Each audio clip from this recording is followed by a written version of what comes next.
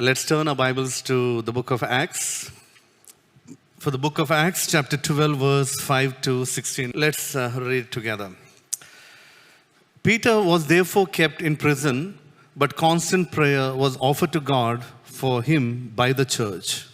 And when Herod was about to bring him out that night, Peter was sleeping, bound with two chains between two soldiers, and the guards before the door were keeping the prison. Now behold, an angel of the Lord stood by him, and a light shone in the prison, and he struck Peter on the side and raised him up, saying, "Arise quickly." And his chains fell off his hands. Then the angel said to him, "Gird yourself and tie on your sandals." And so he did. And he said to him, "Put on your garment and follow me." So he went out and followed him, and did not know that what was done by the angel was real, but thought he was seeing a vision. Verse 10, when they were past the first and the second guard post, they came to the iron gate that leads to the city, which opened to them on its own accord. And they went out and went down one street, and immediately the angel departed from him. Verse 11, and when Peter had come to himself, he said, "Now I know for certain that the Lord has sent his angel and has delivered me from the hand of Herod and from all the expectation of the Jewish people." So when he had considered this, he came to the house of Mary, the mother of John, whose surname was Mark, where many were gathered together praying. And as Peter knocked at the door of the gate, a girl named Rhoda came to answer. When she recognized Peter's voice, because of her gladness, she did not open the gate, but ran in and announced that Peter stood before the gate. But they said to her, "You are beside yourself." Yet she kept insisting that it was so. So they said, "It is his angel." Verse 16, now Peter continued knocking, and when they opened the door and saw him, they were astonished. Amen. The topic, what I wanted to share was the power of prayer. As we prayed through this season of 21 days, we saw the power of God.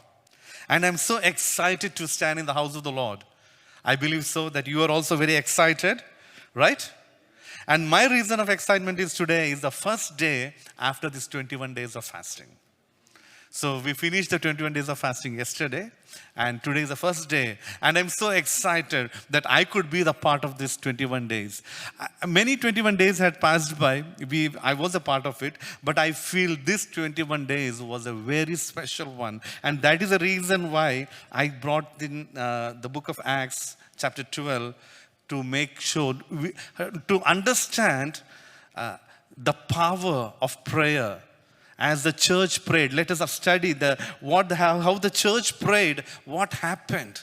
And I believe that is exactly that's going to happen into this church as we have prayed these 21 days, as we have joined together. And this is what we will expect. Without expectation, nothing is going to happen. We are going to expect, and we know because of this 21 days, and this is what and the Lord has done great, mighty things yet again, and that would be our testimony again. We have experienced, I personally experienced, we, a group of people, as we were continuing in prayer and fasting, we experienced a supernatural shift in the realm as we are worshiping. You can ask the worship team how the realm, how the change, how a shift that happened, as we are praying, as we are worshiping the Lord. And that's the reason why I want to bring this topic out, the power of prayer. It's not just coming, pray, you say, "Lord, I want this, I want that," and I to go back. No, there is power in prayer. And I want to know, church, how this power works. And we know for sure breakthroughs and the goodness of the Lord is going to overtake us. It's not going to follow us, it's going to overtake us. As a church, we are going to see the great harvest that's going to come in. And the reason that we come here, it's not only for us, it is for the nation to come, right? And we know Jesus is building his church, and the gates of hell shall not prevail over the church. Can I hear an amen for that? Amen. I want you to, it's not just you have come to hear somebody. You have come here to agree with me of what the Lord has already done. Right? And the power of prayer today, today we are not going to have a full time of preaching and preaching. Prayer is not a theoretical thing to be done. It's more of a practical, right? Prayer is not a subject to be, we can give a 3-hour lecture on prayer. We can give, but that is not all about prayer. We need to involve into prayer, right? So we are going to separate a time before the time goes by. We'll have a time for prayer. And even if any of you are challenged in your spirit, that you are feeling that your prayer life is still lacking, and you want to improve your prayer life, today is the day. As Sister Sinu said, don't go with your burdens, leave it here and take your burden. No, we want to leave your burden and we want your prayer life to rise up to your next level. Because the church has already got into the next level. And we, as we said, we are getting into a new ministerial year. And we are not going into the ministerial year just like that. We have finished our prayer, our fasting, and we know that God is with us, and we are expecting great and mighty things that will follow this year. Do you agree with that? Do you want to be a part of it? Right? We all want to be a part of it. That's the reason that we have joined here.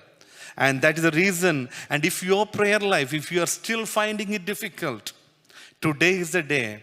And our elders are here, we are here, we will pray with you. So that impartation of that prayer life and everything that is blocking your prayer life has to be gone.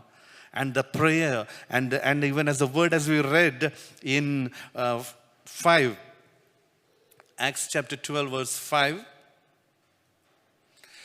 So Peter was kept in prison, but fervent prayer for him was persistently made to God by the church. You understand? But fervent prayer, you can see Peter was kept in prison. They did not wail and cry about it, but what's happening? There was a fervency and the prayer, and there is a persistent prayer that is happening to God by the church. Who is the church? We are the church, right? This building is not the church. When we get into this building, we call this as a church building. But we are called the temple of the Most High.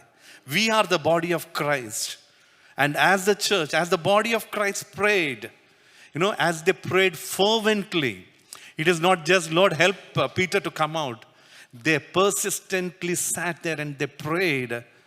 And we don't know for how many days they prayed, but the word says they fervently prayed for him and they were persistent in it. And when we look back into the scene behind it, before Peter was taken into prison, Herod had killed James, the brother of John, with his sword and arrested Peter, put him in prison. All these things are the background that happens before Peter. We get into the story of Peter. We look there that James had been killed already. And then a great fear had come, and Herod had taken Peter and arrested him, and he has put him into prison and delivered him to, it's not just one person. You'll see how many number of people are there. If you read verse 4, it says, they arrested him and put him in prison, and there were 4 squads of soldiers.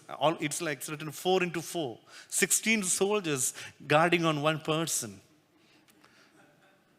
1 Peter and 16 of the guards are waiting, and it's written like this. So verse 6 says, the very night before Herod was about to bring him forth, Peter was sleeping between 2 soldiers fastened with 2 chains. Not even 1 chain, 16 soldiers, 2 chains, sentries before the door, and were guarding the prison. Such a tight security for Peter, because James had already been killed, and Herod had a plan to do something with Peter. And this is the reason why the whole church is standing and praying together fervently, persistently.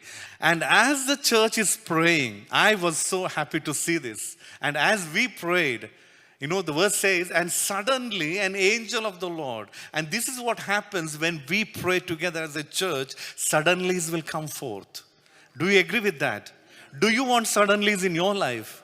Do you feel that you are imprisoned in some place in such a way as Peter by 2 chains and 16 soldiers? Do you feel that in any area of your lives you are in that condition? The solution is only prayer. The solution comes only in prayer. And as the church prayed, and that is the reason why we bring up with these 21 days of fasting and prayer. And I believe these suddenlies will come.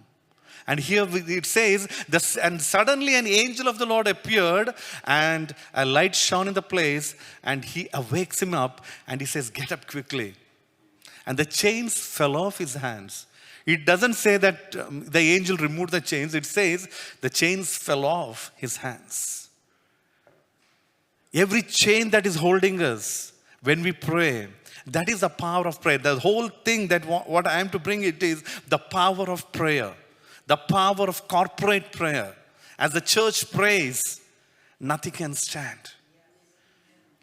And every mountain shall move in the name of Jesus. And here, and as the church prayed, and suddenly, and because it is not written because the angel moved, the church prayed. It is written when the church prayed, the angel moved. Right? So do you get that? So because you see an angel moving, you don't start praying. You start praying and then the angel moves because the Lord will ordain it. Right? So the angel moves and the angel moved, and then he comes to Peter and he awakens them up, and then he says, get up quickly, and the chains fell off. What a wonderful thing, right?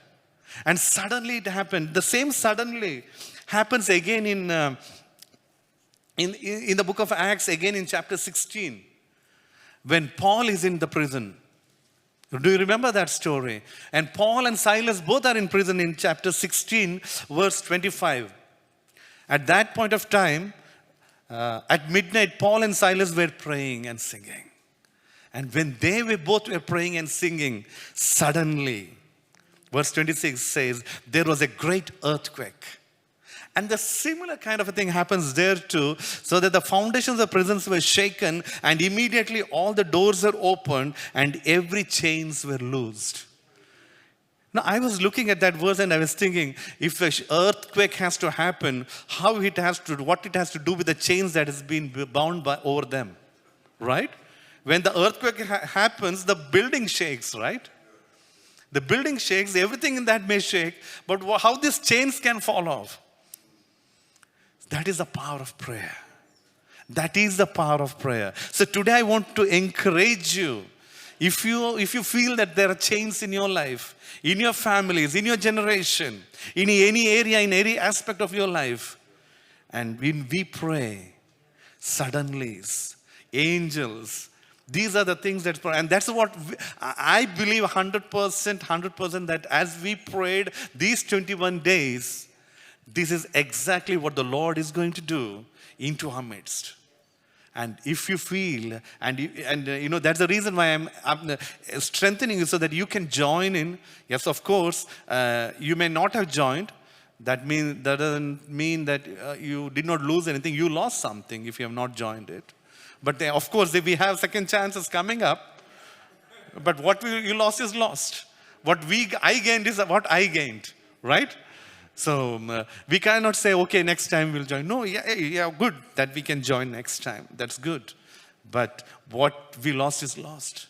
And when the church gives an opportunity to pray and to fast, it's for our personal things and for the church things. And we for sure, 100%, we'll see the goodness of the Lord. And we will see breakthroughs. Just like Peter came out, we will see deliverances, we'll see healings, we will see restorations.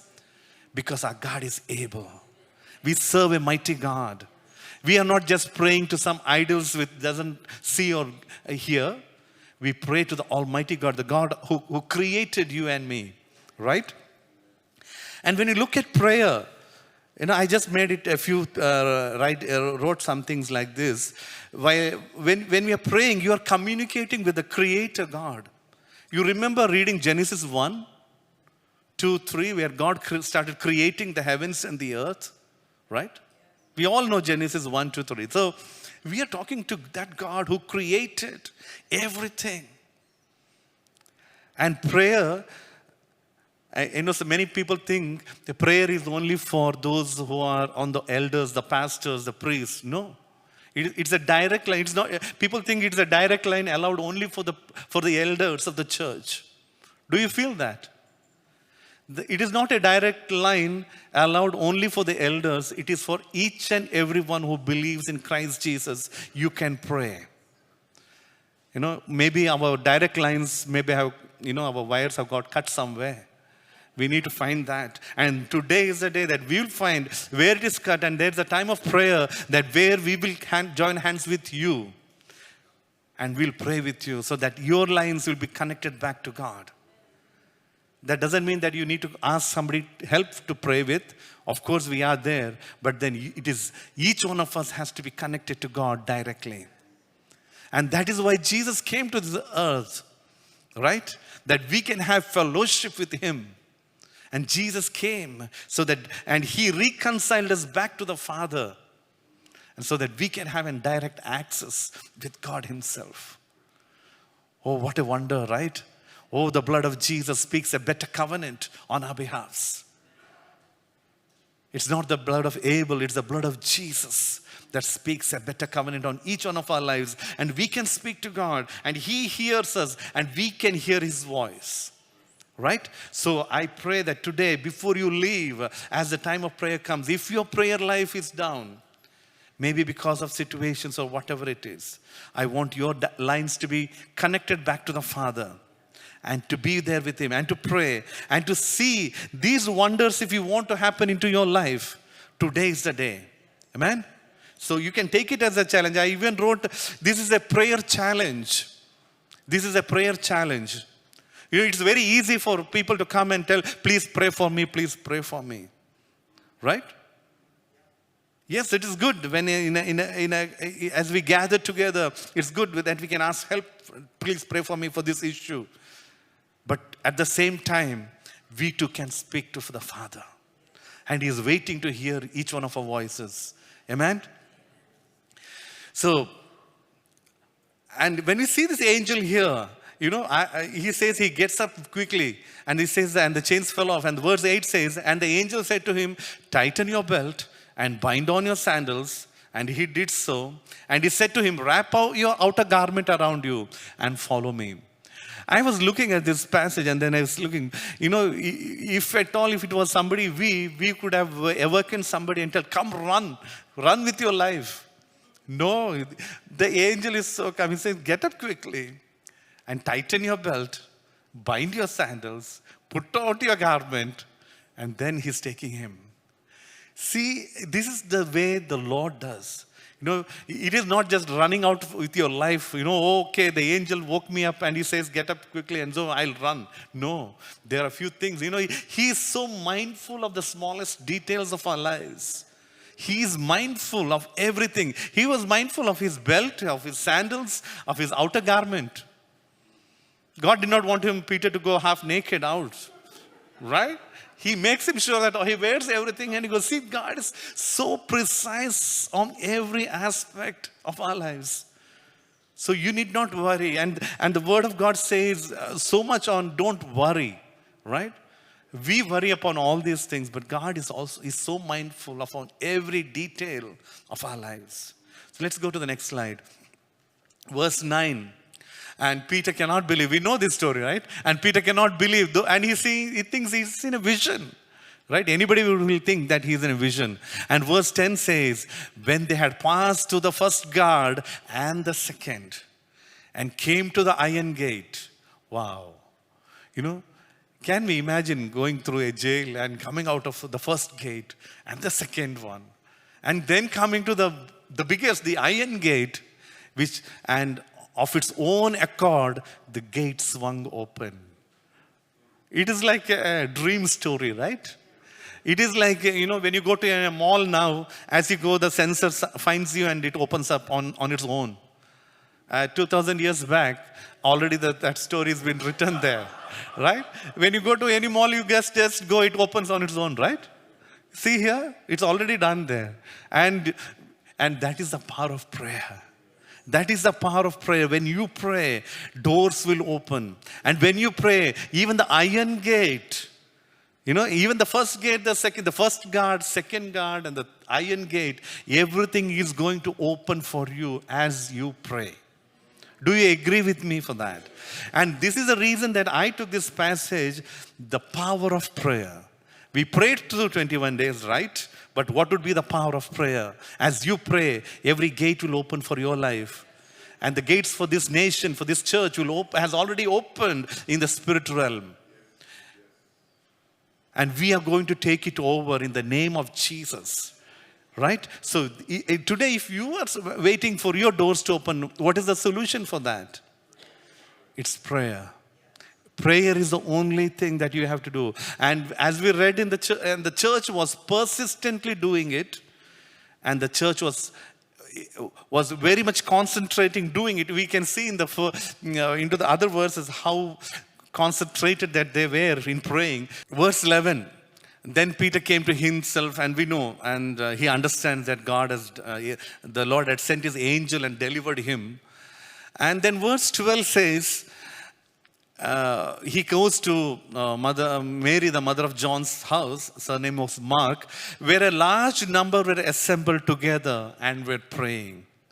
Imagine you are praying for somebody who is in jail or in some difficult situation or onto the deathbed. And as we have gathered here, he walks through the door and says, I am healed in the name of Jesus. In the same way here, they are praying for Peter and then Peter walks to that place and there he sees a large number were assembled together and were praying. They were faithful in their calling. The church was faithful. They gathered together and they prayed. They could have been easily at their homes, right? James was killed already. They could have been in fear and they would be just in their own way and they could have been got scattered. See the power when they assembled together and they were praying. And they are not knowing anything. But already the action has happened as they were praying. The Lord sent the angel and the angel has delivered him. He has brought him through the gate. He has brought him through the guards. Imagine 16 soldiers standing in front of you. You are walking through them as if they are the bodyguards, right? We are walking through them. They don't know. That's how the Lord leads. So going to the next verse 13. And when he knocked the gate, we know this story, right? Rhoda comes there and she recognized his voice and she's so overjoyed, and I liked her. In her joy, she failed to open the gate. Overexcited by hearing. That is where exactly what the Lord is going to take us. We will be overexcited with the way that the Lord is going to answer us.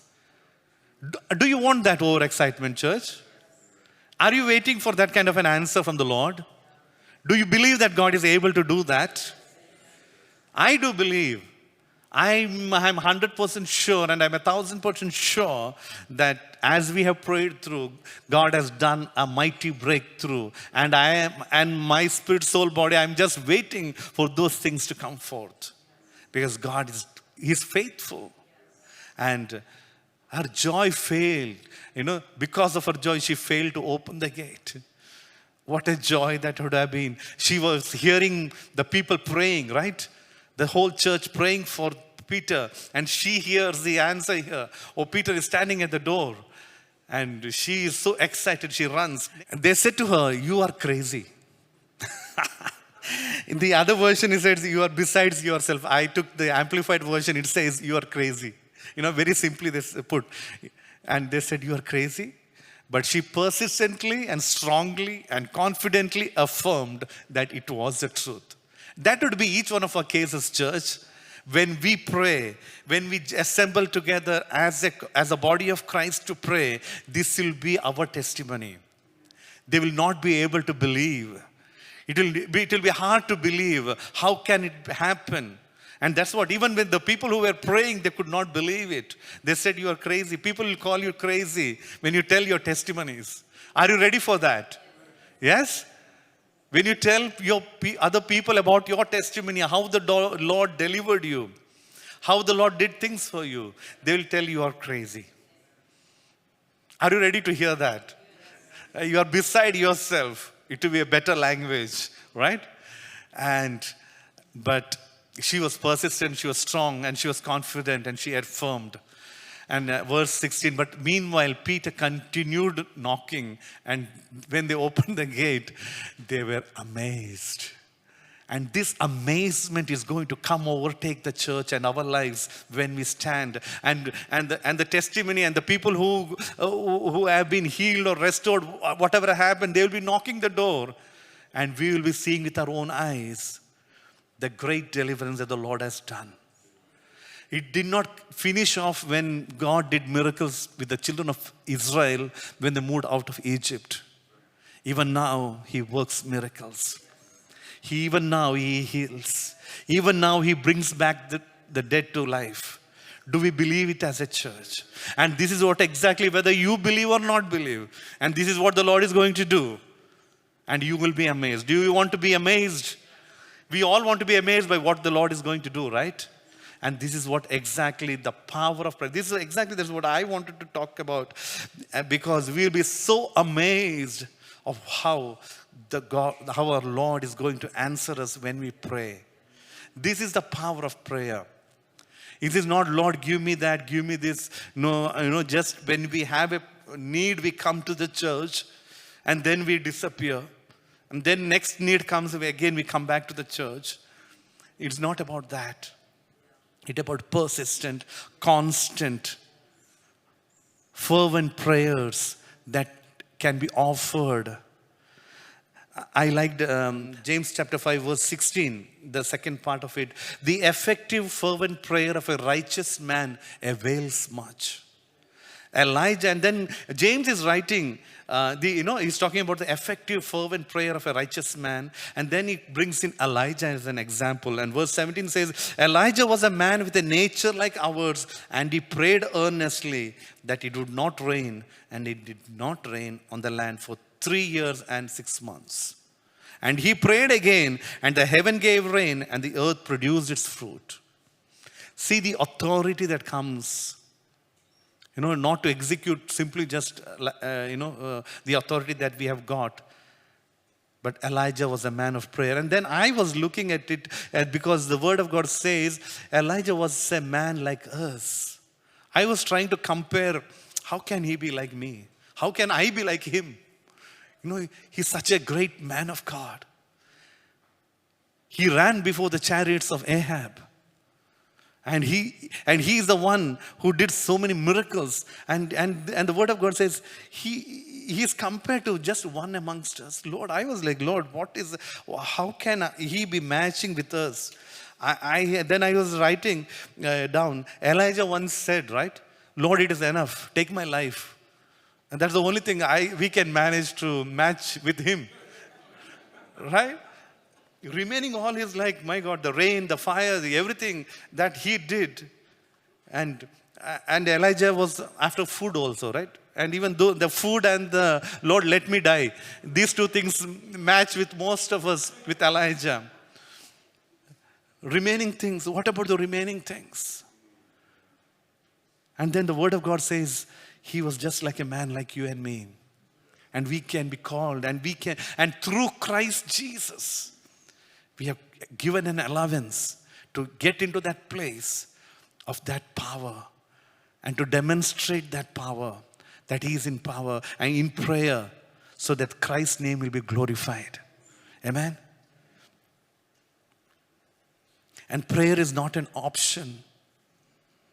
For many of us, we all start with that as an option, optional, like an optional subject we take. Whenever we have a need, when there is a visa problem, when there's a job shift, when there is something not good happening, we take it as an optional subject. How long do we sit with an optional subject? Optional subject does not have any value much, right? It's just a side subject which we get along with that.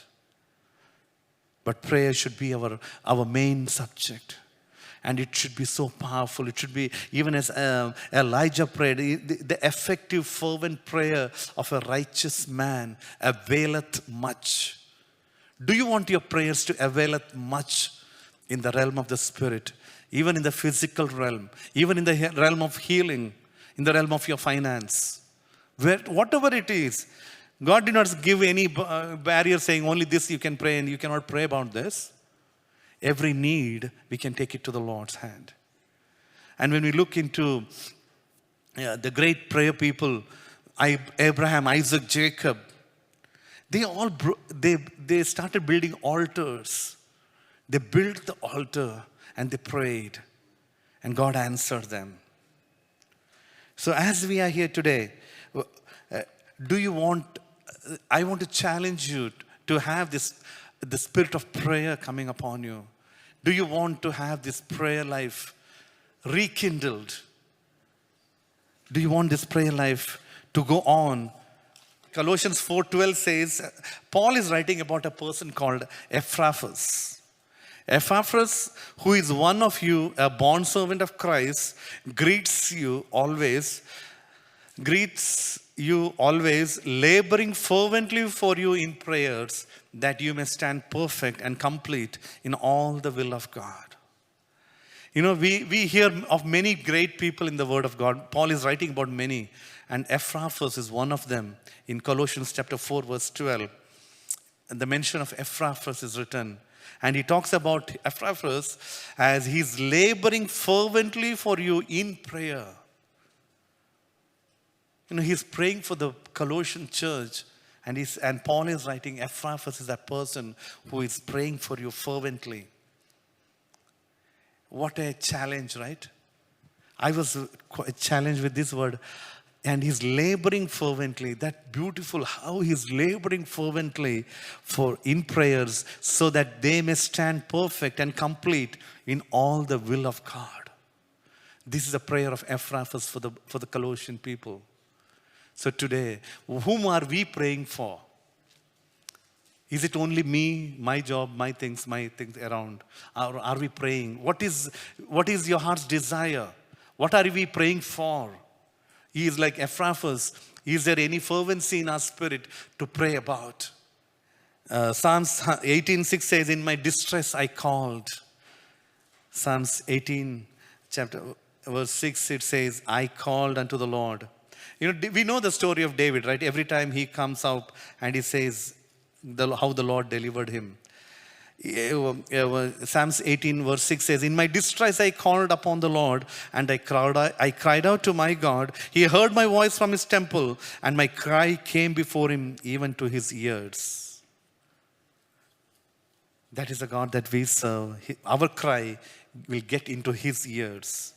Psalms 34 is a beautiful chapter. You can read it at home. Verse 4 says, I sought the Lord, and he heard me and delivered me from all my fears.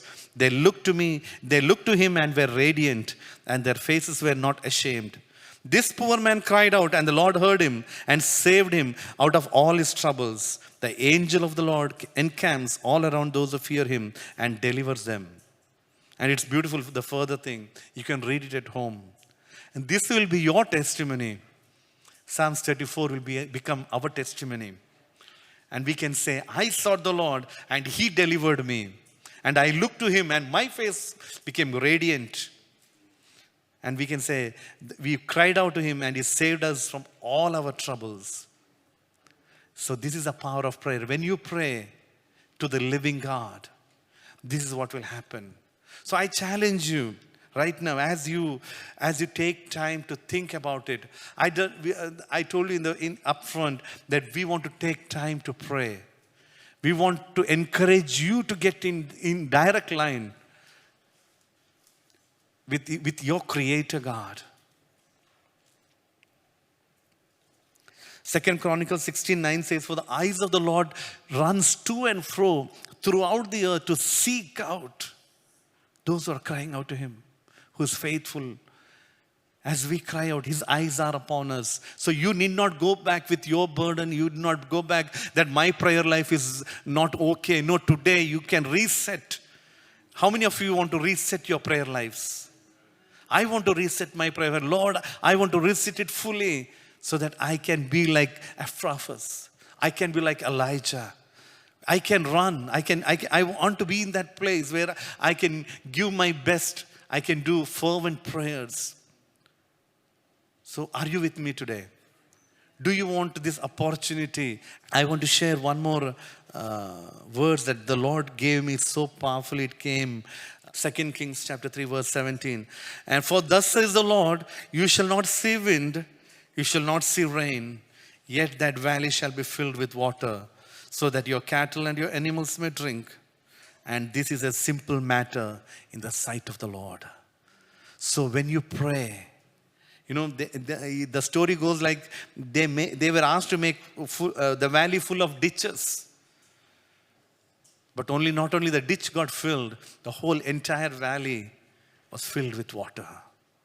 So as you pray today, whatever is your need, whatever is your requirement, and above all your requirement and needs, let us build our prayer lives today. Do you want that, church? Do you need that? Is the Lord telling you that you need to have your prayer lives reset? It's not just asking, Lord, give me this, Lord. I want this, Lord. Lord, there is a problem here. No, it is something beyond that, where we will stand like Epaphras praying for somebody else, that they will stand true to the Lord. Is it that burning in your spirit today?